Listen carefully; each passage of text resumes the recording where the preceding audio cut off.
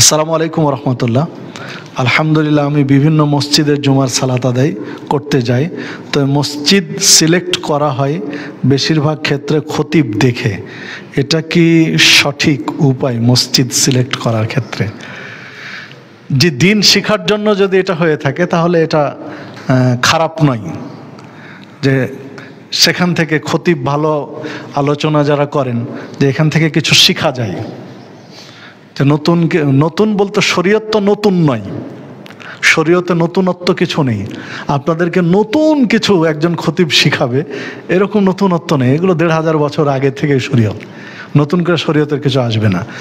তবে তার পড়াশোনা বোঝানোর ক্যাপাসিটি, সত্যটা তুলে ধরা, এই পড়াশোনা করার ক্ষেত্রে কিছু তথ্য নিয়ে আসেন যেটা অনেকেই নিয়ে আসেন না।